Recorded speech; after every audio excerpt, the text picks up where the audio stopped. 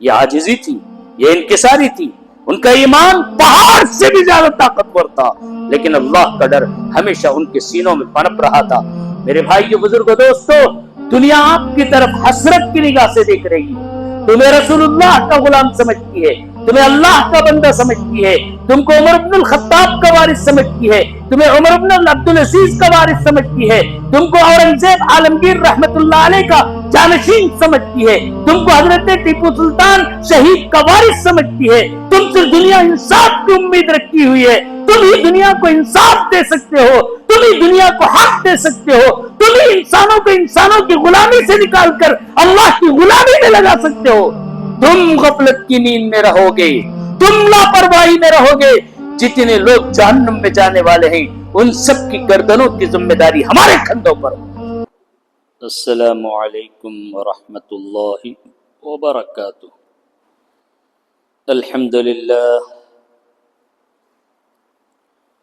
الحمد لله الذي هدانا لهذا وما كنا لنهتدي لولا أن هدانا الله. الحمد لله الذي خلق السماوات والأرض وجعل الظلمات والنور ثم الذين كفروا بربهم يعدلون. الحمد لله الذي له ما في السماوات وما في الأرض، له الحمد في الأولى والآخرة وله الحكم وإليه ترجعون. والصلاة والسلام على سيد المرسلين وعلى آله وأصحابه وذرياته وأهل بيته أجمعين. أما بعد، فقد قال الله تبارك وتعالى في القرآن المجيد: فأعوذ بالله من الشيطان الرجيم، بسم الله الرحمن الرحيم. يا أيها الذين آمنوا أطيعوا الله ورسوله ولا تولوا عنه وأنتم تسمعون. وقال تعالى: أقم الصلاة طرفي النهار وزلفا من الليل إن الحسنات يذهبن السيئات ذلك ذكرى للذاكرين. وقال النبي صلى الله عليه وسلم: حسن الخلق نصف الدين، او كما قال عليه الصلاة والسلام. میرے عزیز بھائیوں اور بزرگوں، دوستو، اللہ رب العزت نے ایمان والوں کو جو امانت دی ہے، وہ امانت اللہ رب العزت کی طرف سے دیا گیا دین ہے. اس دین کی برکتیں اور اس دین کی رحمتیں جناب محمد الرسول اللہ صلی اللہ علیہ وسلم کے صدقے سے، آپ کے واسطے سے، جب اس دنیا کو، اس دنیا میں رہنے والی قوموں کو اور اس دنیا میں رہنے والی مخلوق کو ملتا رہا، تو ہر کوئی محمد الرسول اللہ صلی اللہ علیہ وسلم کا دیوانہ بن گیا. آپ نبی رحمت بن کر آئے تھے. آپ کو قرآن مجید نے وما ارسلناک الا رحمتا للعالمین کہا، آپ کو والضحیٰ کہا، آپ کو بڑے بڑے القاب سے نوازا قرآن نے. اور میرے حبیب محمد الرسول اللہ صلی اللہ علیہ وسلم نے پوری کائنات کو دین کی خوبیاں اور اللہ کی وحدانیت اور جناب محمد الرسول اللہ صلی اللہ علیہ وسلم کی اتباع کے فوائد اپنی زندگی میں بتائے. اس فائدے سے متاثر ہو کر بڑے سے بڑے ظالم، بڑے سے بڑے جابر، پتھر دل کے لوگ بھی نبی رحمت کے پیغام کو سن کر متاثر ہوئے اور اس دین کی طرف اپنا جھکاؤ پیش کیا. یہ دین معمولی دین نہیں ہے، یہ دین کسی تلسی رام کا لکھا ہوا دین نہیں ہے. یہ دین جس طرح تورات و زبور کو تبدیل کیا گیا تھا انسانوں کی باتوں کو داخل کر کے، ویسا دین نہیں ہے۔ یہ دین اللہ کا عطا کردہ ہے، یہ دین جناب محمد الرسول اللہ صلی اللہ علیہ وسلم کے سینے پر اترا ہے۔ اس کے لانے والے جبرائیل امین ہیں، جن کا نام جبرائیل کے ساتھ امین لقب اسی لیے ملا تھا کہ آپ نے اس امانت کو پہنچانے میں رتی برابر بھی خرد برد نہیں کیا تھا۔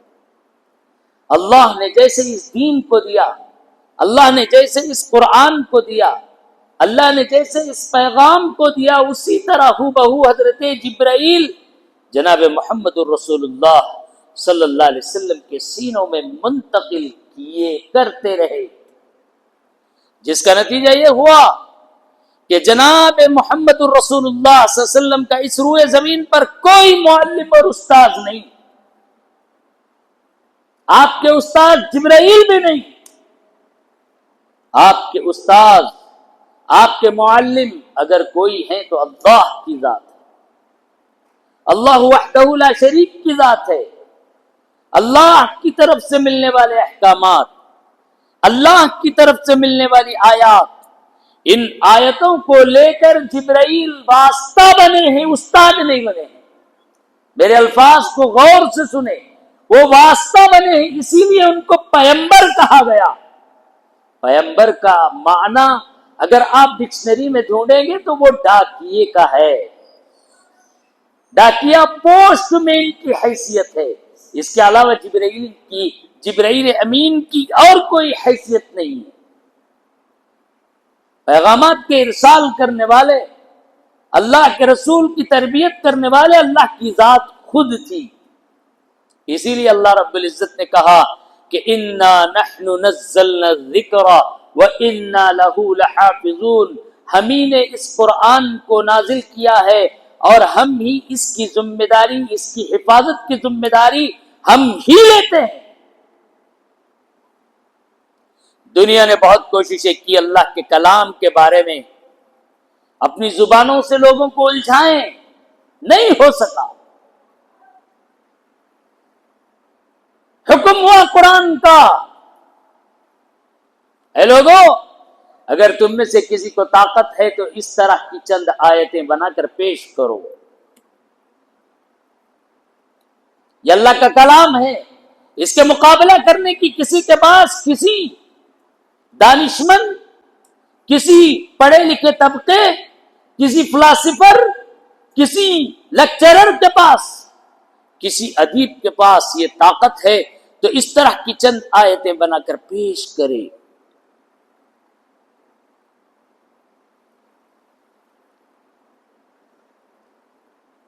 وَإِن كُنتُمْ فِي رَيْبٍ مِّمَّا نَزَّلْنَا عَلَىٰ عَبْدِنَا فَأْتُوا بِسُورَةٍ مِّن مِّثْلِهِ، ایک سورت لاؤ بھائی، وَادْعُوا شُهَدَاءَكُم مِّن دُونِ اللَّهِ،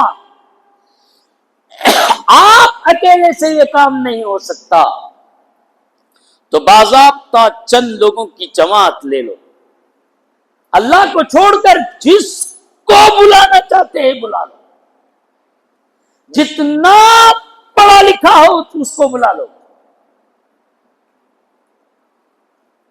ان کنتم صادقین، اگر تم اپنے دعوے میں سچے ہو، جیسا تم اس قرآن پر الزام لگا رہے ہو، دم ہو تو ثابت کرو۔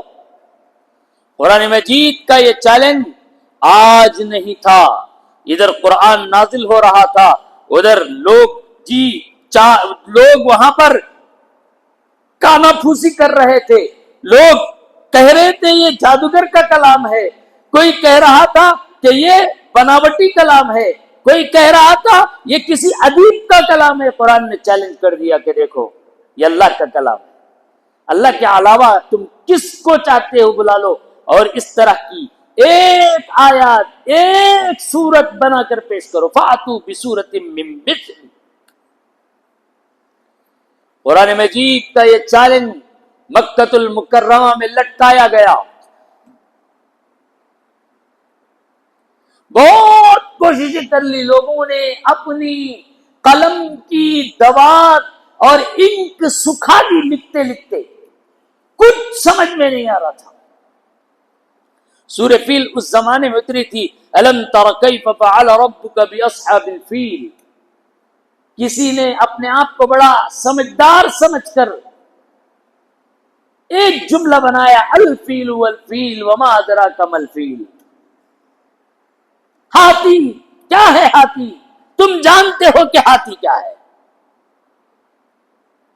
لوگوں نے مذاق کرنا شروع کیا، قرآن کیا کہتا ہے اور اس نے کیا بنایا ہے، لا کر اس نے کعبۃ اللہ کے صحن میں لٹکا دیا۔ دیکھتے ہی دیکھتے چند دنوں میں اس کو دیمک کھا گئی اور وہ پیپر ختم ہو گیا۔ لوگوں نے کہا کہ اللہ کا کلام کا مقابلہ دنیا کی کوئی طاقت نہیں کر سکتی۔ چنانچہ 1500 عیسوی میں ہم قدم رکھ چکے ہیں، کتنی لوگوں کی کتابیں خرد برد ہو چکی ہیں، من مانی ہو چکی ہے، سارے کتابوں کو انسانوں نے لکھا ہے، انسانوں نے بنایا ہے۔ توریت، زبور، انجیل اللہ نے اتارا تھا لیکن اللہ کے ذمے نہیں تھی، جس کا نتیجہ یہ ہو گیا کہ 25 سے زیادہ صحیفے دنیا میں موجود ہیں۔ جو یہاں موجود ہے وہاں دوسری جگہ کچھ اور لکھا ہوا ہے، تیسری جگہ کچھ اور ہے، یہاں حلال ہے تو وہاں حرام ہے، وہاں حرام ہے تو یہاں مشتبہ ہے، وہاں جائز ہے تو یہاں ناجائز ہے۔ مگر قرآن مجید کا حکم دنیا کے جس کونے میں اٹھا لیجئے وہی حکم ملے گا۔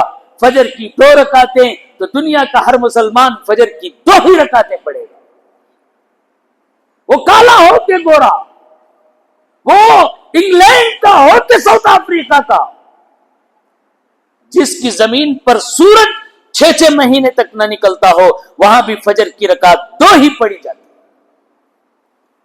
آسمان کی بلندیوں پر اڑنے والے، ہواؤں کے جھونکوں میں چلنے والے، پانی کی تہ میں، سمندروں میں کشتیوں کی پیٹھ پر سوار ہو کر چلنے والے، ہر کوئی محمد الرسول اللہ صلی اللہ علیہ وسلم کی تعلیمات کے مطابق وہ فجر کی 2 رکعت پڑھے گا۔ قبلہ رخ ہوگا، سفر میں ہو کہ حضر میں ہو، مسجد میں پڑھے کہ گھر میں پڑھے، جنگل میں پڑھے کہ بیابان میں پڑھے، ہواؤں میں پڑھے کہ پانیوں میں پڑھے، اس کا رخ اللہ کے گھر کی طرف، کعبۃ اللہ کی طرف ہوگا۔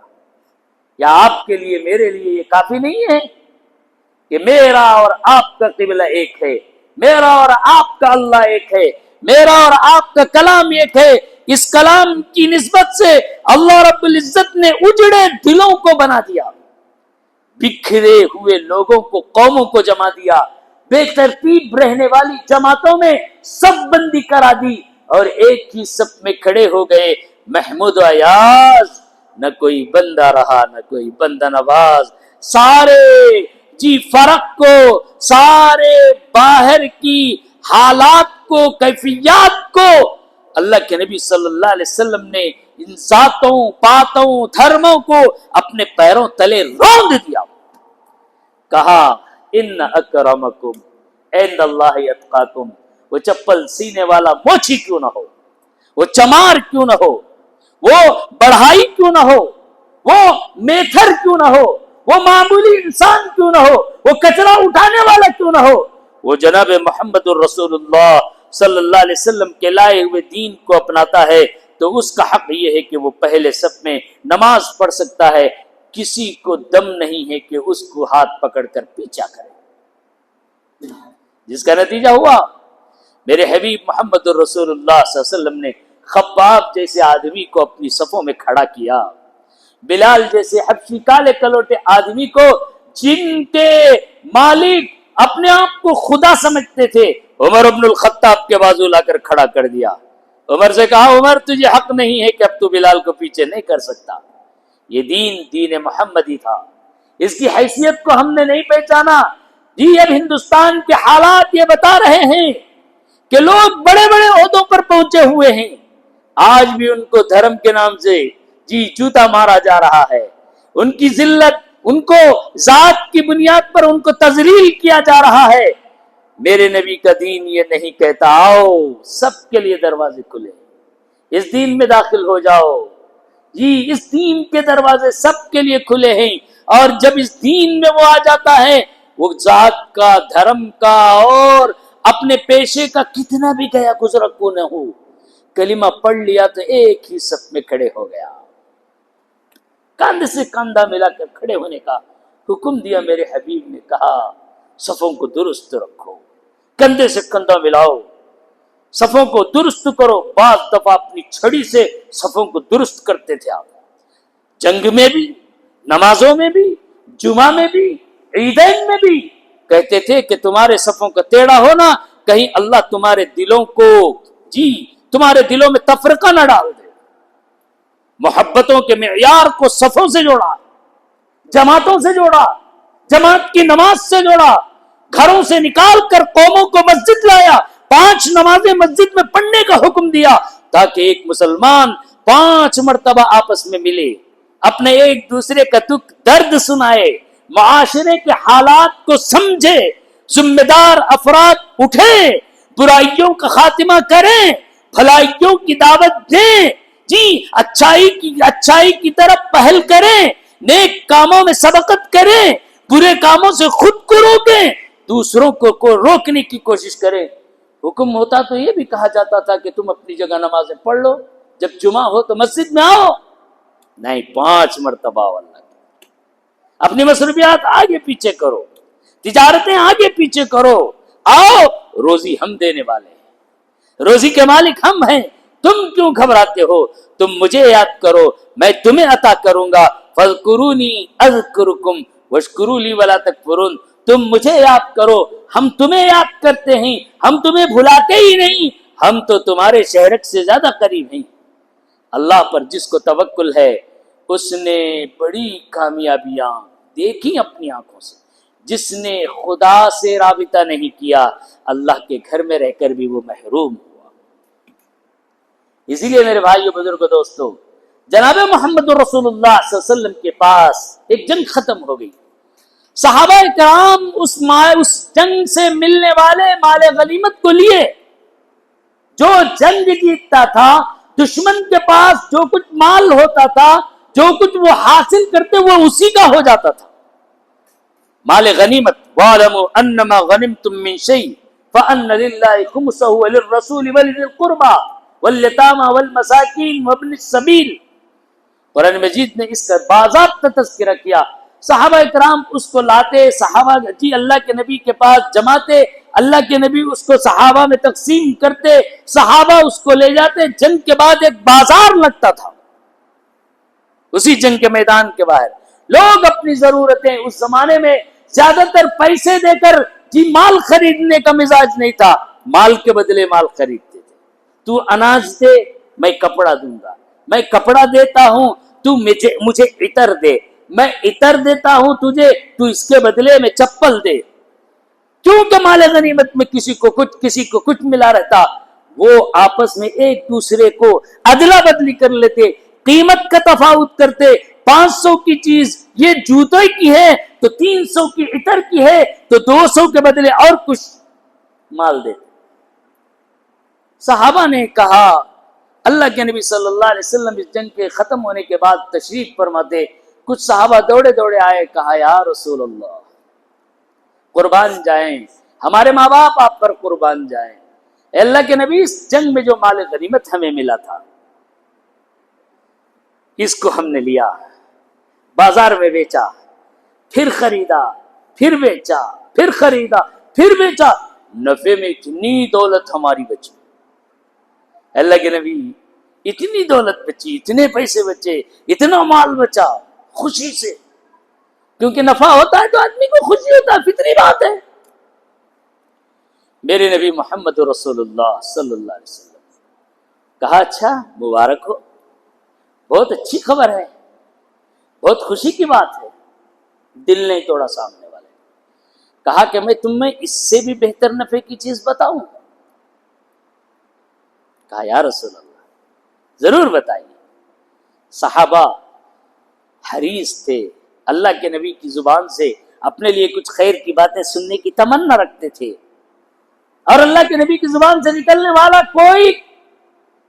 والی کوئی بات نفع سے خالی نہیں تھی، دامن پھیلائے بیٹھے یا کہا یا رسول اللہ، کہا کہ صبح شام تم تسبیح فاطمی پڑھ لو، اللہ تعالیٰ اس کے بدلے تمہارے اس فائدے سے اس سے کئی زیادہ ثواب عطا کرے گا۔ رسول اللہ صلی اللہ علیہ وسلم نے صحابہ کے دماغوں کو دنیا کی طرف منتقل ہوتے ہوئے دیکھا تو فوراً اس کا علاج کیا، کہا کہ اس نفع پر اتنا خوش ہونا، یہ دنیا کا نفع ہے، وہ ٹکنے والا نہیں ہے، نفع اصل آخرت کا نفع ہے۔ توجہ صحابہ کی آخرت کی طرف فرمائی، یہ دین تھا، یہ دین کی فطرت تھی، یہ دین کا لچک تھا، جس لچک کی وجہ سے حضرت ابوبکر صدیق رضی اللہ تعالیٰ عنہ نے کہا کہ میٹھا کھانے کی خواہش ہو رہی ہے، بچے ضد کر رہے ہیں، گھر والی نے کہا دیکھو اس درمے میں جو ملتا ہے اس میں کچھ بچ جائے تو تم میٹھا بنا لینا، اب اس سے زیادہ تو میں لا نہیں سکتا، دے نہیں سکتا۔ گھر والی سنی، چھوڑی، ختم ہو گیا۔ ایک مدت کے بعد کھانے بیٹھے ہیں، دسترخوان پر ہلکا سا کچھ شیرینی آ گئی، میٹھا آ گیا، کھا لیے۔ پوچھا کہاں سے، کیسے انتظام ہوا؟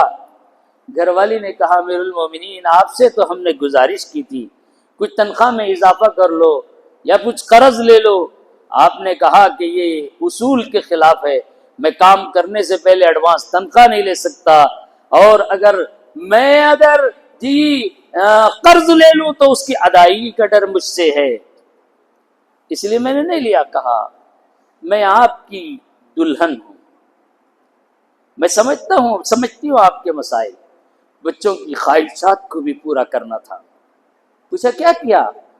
کہا کہ روزانہ جس کھانے میں سے پکانے کے لیے جو اناج لیتی میں نے ایک ایک مٹھی اس میں سے کم کر لیا، بچاتے بچاتے بچاتے 1.5-2 مہینے کے بعد اتنا اناج جم گیا کہ جس سے میں کھانے کے بعد تھوڑی سی شیرینی بنا لوں۔ زندگی کا رخ طے ہو چکا تھا صحابہ کا، وہ فضولیات سے بچتے تھے، وہ سد رمق پر تیار تھے، ان کو معلوم تھا کہ اس دنیا میں جو کچھ بھی ہم خرچ کریں گے اللہ کے یہاں جواب دینا ہے۔ فوراً گئے دفتر، وزیر خزانہ کو بلایا، فائنانس منسٹر کو بلایا، کہا کہ دیکھو میرے گھر کا گزران 10 روپے تنخواہ دے رہے تھے اس سے گزر رہا تھا، لیکن 9 روپے دینے سے بھی میرے گھر کا گزران گزر سکتا ہے، لہذا اس مہینے سے میری تنخواہ 9 روپے دے دیجیے۔ کیونکہ ان کا مزاج اللہ کی طرف بنا ہوا تھا، وہ سمجھتے تھے۔ میرے بھائی جو بزرگ دوستو، آج ایسا ولی دنیا میں بتائیے جو 10 روپے کی تنخواہ 9 روپے کرے تو وہ مان جائے، اس کے پیشانی پر بل نہ آتا ہو، اس کی زبان پر حرف شکایت نہ آتا ہو۔ میرے بھائی جو بزرگ دوستو، لوگوں کا مزاج یہ بنا ہوا ہے کہ دعوت کھانا سنت ہے، لوگوں کا یہ مزاج نہیں بنا ہوا ہے کہ فاقے برداشت کرنا بھی سنت ہے، لوگوں کا یہ مزاج بنا ہوا ہے کہ جی اگر نہیں گئے تو لوگ ناراض ہو جاتے ہیں، لوگوں کا یہ مزاج نہیں بنا ہوا ہے کہ دعوت دینا بھی سنت ہے، اپنے رہے ہوئے رزق میں سے پڑوس کو سالن پہنچانا بھی سنت ہے، دوسروں کے دسترخوان کو گھور گھور کر دیکھنا، اور جہاں اپنے گھر میں رہتے ہوئے احتیاط سے خرچ کرتے ہیں تو دوسروں کے دسترخوان پر ٹوٹ پڑتے ہیں، اس سے بچنا بھی سنت ہے۔ اس کو کون سمجھے بھائی؟ اس دین کو ایک طرف ہم نے چشمہ لگا کر اپنے فائدوں کے لیے دین کو سمجھنا شروع کیا، اپنے فائدے کے لیے جو کچھ ہے وہ میٹھا میٹھا ہم نگل لیتے ہیں، جو کڑوا کڑوا ہے اس کو ہم تھوک دیتے ہیں۔ صحابہ اکرام نے اپنی زندگی کے طرز عمل کو اس نمونے پر نہیں بنایا تھا، نعمتوں کے انبار لگتے تھے۔ حضرت عمر رضی اللہ تعالی عنہ بیٹھے ہوئے ہیں اور سوکھی روکھی روٹی کے ٹکڑے پانی میں بھگو کر کھا رہے ہیں، مہمان آئے ہیں، دور دور سے مہمان آئے ہیں، ان کے لیے مرغن غذائیں دسترخوان پر سجی ہوئی، دسترخوان پر جانے والے مہمان دیکھ رہے ہیں، کہہ رہے ہیں کہ یہ فقیر بیچارہ یہاں روٹی کھا رہا ہے سوکھے، बेचारे को इसको भी दस्तरखान पर बुला लो। नए मेहमानों को मालूम नहीं कि अमीरुल मोमिनीन है। साहबा ने कहा, जानते हो ये कौन है? ये मोहम्मद अरबी का सच्चा गुलाम, मुसलमानों का बादशाह है। आपसे आजिज़ी इंकिसारी के साथ बड़े साहबा जिनको हिम्मत होती थी बात करने की, उन्होंने कहा आपकी ये अदा आने वाले मेहमानों को बड़ी शाख गुजरती है, लिहाजा इन हरकतों को छोड़कर आप, अल्लाह ने अब तो इस्लाम को, मुसलमानों को सहूलत दी है, आप आइए, रेशम के कपड़े पहनिए, आप मुसलमानों के बादशाह हैं, उम्दा खाना खाइए, मेहमानों के साथ दस्तरखान पर बैठ जाइए। हजरत उमर इब्नुल खत्ताब की आंखों से ज़ारो कतार आंसू निकलने लगे। कहा, कौन है जो मुझे इस तरह की दावत देता है? क्या उसे पता नहीं? मेरे दो साथी इस दुनिया से रुखसत हो चुके हैं, जनाब मोहम्मद रसूलुल्लाह सल्लल्लाहु अलैहि वसल्लम की ज़ात अक़दस और दूसरे हजरत अबू बकर सिद्दीक रज़ियल्लाहु ताला अन्हु। इन दोनों हजरात ने अपनी जिंदगी में कभी छने हुए रोटी का आटा नहीं खाया। क्या तुम उनकी मुलाकात से मुझे रोकते हो? उन्होंने अपनी जिंदगी तकलीफों से गुजार कर अल्लाह से जा मिले, मैं उनके रास्ते को छोड़कर नरम गुदाज बिस्तरों पर सोऊं, उम्दा कपड़े पहनूं, अच्छा खाना खाऊं, अल्लाह कहे कि तेरे साथी तो बड़ी मुश्किलों से जिंदगी गुजारे थे, वो नेमतों में नहीं पले थे, तू उनके साथ नहीं रह सकता, कल क़ियामत के दिन अल्लाह कह दे तो मैं किधर जाऊं? इसलिए मैं ये चाहता हूं कि जिस रास्ते पर मेरे दो साथी पहले चले, उसी रास्ते पर चलकर मैं आखिरत में पहुंचना चाहता हूं। इसके बाद जब मौत का वक्त आया, उमर इब्नुल खत्ताब रज़ियल्लाहु ताला अन्हु को एक मजूसी गुलाम ने आपके पेट में बरछा मारा था। इस जख्म से बहुत ज्यादा आप बीमार हो गए, बार बार खून रसता था। मौत का वक्त जब करीब आने लगा, बेटे से कहा, बेटा मैं अक्सर बेहोशी के आलम में रहता हूं, मेरी नमाज का वक्त होता है, मुझे होश नहीं रहता, बेटा मुझे तू ठोकर मार कर उठाना, मुझे धक्का मार कर उठाना, कहीं मेरी जिंदगी में गफलत में नमाज न छूटे। और मौत का करीब आने लगा तो अपने बेटे से कहा कि बेटा मेरे चेहरे को जमीन पर डाल दे, अपने गाल को जमीन से रगड़ा, कहा कि अल्लाह अब तेरे दरबार में आने का वक्त है, मुझसे कुछ कोताही हो गई तो तेरे पास जवाब देने की मुझ में ताकत नहीं, ए अल्लाह मुझे माफ करवा, अपने आजिज़ी और इनकसारी का इजहार करता हूं। हजरत अली रज़ियल्लाहु ताला अन्हु से बुलाकर कहने लगे, ऐ अली मेरा वक्त करीब आ चुका है, बताओ अब मेरे साथ अल्लाह क्या मामला करेगा? मैंने इतनी लंबी 10 साल तक की हुक्मरानी की है, कहीं इसमें गलती हो गई, कुछ भूल हो गई, मेरा रब पकड़ ले तो मैं क्या जवाब दूं? हजरत अली रज़ियल्लाहु ताला अन्हु ने तसल्ली दी, अमीरुल मोमिनीन घबराने की जरूरत नहीं है, अल्लाह के नबी सल्लल्लाहु अलैहि वसल्लम ने आपके बारे में दुनिया में बशारत दी है, कहा है कि कल क़ियामत के दिन जब मैं मैदान हशर में उठूंगा तो मेरे एक तरफ अबू बकर होंगे, दूसरी तरफ उमर होंगे। अल्लाह के नबी ने बशारत दी है, यह हदीस सुनाई है कि महशर के मैदान में मैं इन दोनों के कंधों पर सहारा लेकर जन्नत में दाखिल होऊंगा। आपको ये बशारत देता हूं मैं, आप घबराइए नहीं, अल्लाह रब्बुल इज्जत आपको अल्लाह के रसूल से मुलाकात कराएगा। इस जन्नत की सर्टिफिकेट जबकि अशरा मुबशरा में हजरत उमर इब्नुल खत्ताब भी थे, लेकिन जिंदगी के जीने के अंदाज को उसी रास्ते पर चलाया जिस रास्ते पर रसूलुल्लाह सल्लल्लाहु अलैहि वसल्लम ने अपनी जिंदगी गुजार कर इस दुनिया से रुखसत हुए। जब मौत का वक्त आया तो उस वक्त में भी इसी हालत में रुखसत हो रहे हैं। अब हजरत अली मुबारकबादी दे रहे हैं, हदीस सुना रहे हैं, इसके बावजूद कहते हैं कि बेटा अब्दुल्ला जाओ, अम्मा आयशा से कहो एक अदना गुलाम आपसे दरखास्त करता है, मौत अगर उमर की हो जाए, या अमीरुल मोमिनीन नहीं, एक अदना मामूली गुलाम है, अल्लाह के रसूल का मामूली सहाबी है, कहो कि अम्मा जान अल्लाह के नबी सल्लल्लाहु अलैहि वसल्लम आपके हुजरे में आराम कर रहे हैं। एक तरफ सिद्दीक अकबर है जो हजरत आयशा रज़ियल्लाहु ताला अन्हा के वालिद मुहतरम है। हजरत आयशा रज़ियल्लाहु ताला अन्हा जनाब मोहम्मद रसूलुल्लाह सल्लल्लाहु अलैहि वसल्लम की चहेती और लाडली बीवी है।